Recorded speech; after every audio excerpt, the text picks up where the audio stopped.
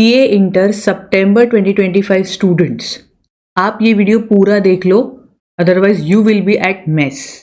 क्योंकि CA inter audit subject एक ऐसा सब्जेक्ट है जो स्टार्टिंग में हमें ऐसा लगता है कि हम कर लेंगे, हो जाएगा, ये तो थ्योरी है, इसको तो हम लिख लेंगे, अभी प्रैक्टिकल कर लेते हैं। और बाद में जैसे जैसे टाइम आगे बढ़ता है और सब्जेक्ट्स कंप्लीट नहीं होते हैं तो हम बहुत मेस में फंस जाते हैं कि अब ये सब्जेक्ट कैसे करें, ये तो याद ही नहीं आएगा, ये तो लिखना ही नहीं आ रहा है। ठीक है, तो ये सब्जेक्ट बहुत बड़ी प्रॉब्लम बन जाता है। जो स्टार्टिंग में नहीं लगता वो बाद में लगता है। तो इसीलिए ये वीडियो आपको पूरा देखना है, तो आपको समझेगा कि आप मेस में कैसे नहीं फंसोगे। अगर ये फॉलो करोगे तो मेस में नहीं फंसोगे। सबसे पहली बात, क्लासेस लिए है तो उसको शिद्दत से पूरा करो। ऐसा नहीं कि क्लास चालू है और आप उबासियां मार रहे हो। रोज 1 घंटा पढ़ो, जितना आपका रिटेंशन टाइम है। खुद से सच बोलो कि मुझे इतना ही दिमाग में जा रहा है, बंद कर दो।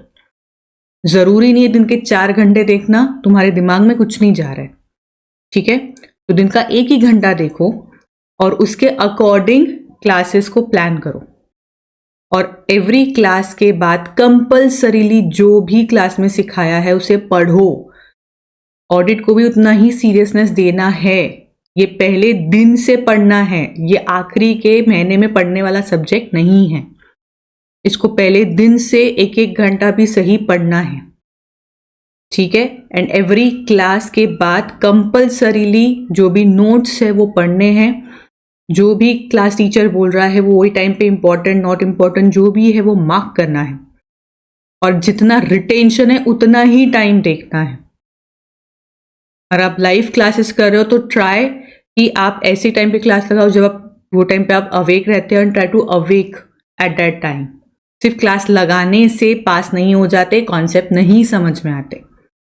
ठीक है, second thing, after class completion आपको रिवीजन कंपल्सरीली करनी है।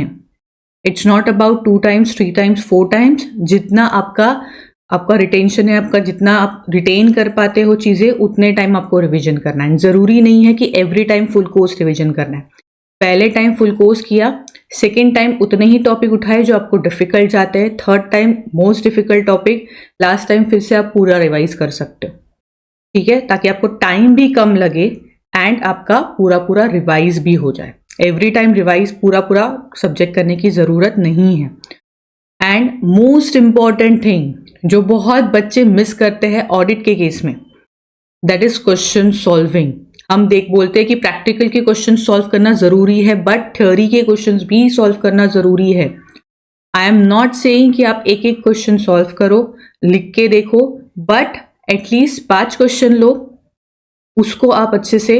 और ऐसा नहीं कि इसका क्वेश्चन लिया इसका आंसर है ये, नहीं। क्वेश्चन देखो, आपको उसका आंसर क्या समझ में आ रहा है, एक रफली पॉइंट आउट करो, एंड 5 में से 1 क्वेश्चन तो भी पूरे अच्छे से लिखो जिस तरह से एग्जाम में लिखोगे, ताकि आपको पता चलेगा आपको आ रहा है या नहीं।